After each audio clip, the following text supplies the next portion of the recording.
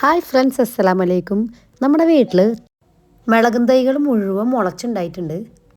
ഇങ്ങനെ കാട് പിടിച്ച് നിന്ന് കഴിഞ്ഞാൽ അത് വളരാൻ പറ്റില്ല. അപ്പോൾ അതുകൊണ്ട് അതിനായിട്ട് നമ്മളിതേ മണ്ണ്, ചകിരിച്ചോറ്, പെർലൈറ്റ്, എല്ലുപൊടി, വേപ്പിൻ പിണ്ണാക്ക്, പിന്നെ നമ്മുടെ വീട്ടിൽ തന്നെ ഉണ്ടാക്കിയെടുത്ത കമ്പോസ്റ്റ്, ഇത് നമ്മൾ വെറുതെ പച്ചക്കറി വേസ്റ്റുകൾ ഇട്ട് കൊടുത്തിട്ട് ഇനോക്കുലം വെച്ചിട്ടാണ് ഉണ്ടാക്കിയിരിക്കുന്നത്.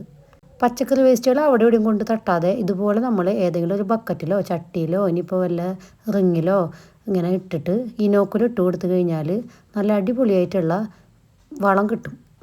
ഇതാണ് ഇനോക്കുലം. കൊയർപ്പിറ്റ് ഇനോക്കുലാണ്. കണ്ടു കഴിഞ്ഞാൽ ശരിക്കും ചകിരിച്ചോറ് പോലെ തോന്നുള്ളൂ. പക്ഷേ ഇത് ഇട്ട് കഴിഞ്ഞാൽ വേഗം തന്നെ ദഹിച്ച് 1 മാസം കൊണ്ടൊക്കെ നമുക്ക് നല്ലൊരു വളമായിട്ട് കിട്ടും. ഞാനിത് മേടിച്ചത് മണ്ണുത്തിയിലെ വിഞ്ചോ പ്ലാസ്റ്റിക്സിൽ നിന്നാണ്. ആദ്യം മേടിക്കുമ്പോൾ 120 വില. ഇത് പലവട്ടം ഞാൻ പോകുമ്പോഴും ഓരോ 10 രൂപ വെച്ച് കൂടുണ്ട്. നമ്മളെവിടെ പരിപാടി അവതരിപ്പിച്ചാലും ഇത് തന്നെയാണ് അവസ്ഥ. ഒന്ന് വില കുറവാന്ന് നോക്കി പോയി കഴിഞ്ഞാൽ അവരത് വില കൂട്ടും. എന്തായാലും സാധനം അടിപൊളിയാണ്. നിങ്ങൾ കണ്ടില്ലേ, നല്ല പൊടി പൊടി പോലെ ഇരിക്കുന്നുണ്ട്. പെല്ലറ്റ് രൂപത്തിലായിട്ട് ഇരിക്കുന്നുണ്ട്.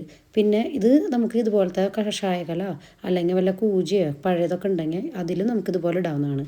അങ്ങനെ നമ്മുടെ മിളകും തൈ മുഴുവൻ പറിച്ച് കുഴിച്ചിട്ട് നമ്മുടെ സ്റ്റാൻഡിലേക്ക് നീക്കിയിട്ടുണ്ട്. അപ്പോൾ എല്ലാവർക്കും വീഡിയോ ഇഷ്ടമായി ഇരിക്കുന്നു. അപ്പോൾ വീഡിയോ ഇഷ്ടമായി കഴിഞ്ഞാൽ ലൈക്ക് ചെയ്യുക, ഷെയർ ചെയ്യുക, സബ്സ്ക്രൈബ് ചെയ്യുക.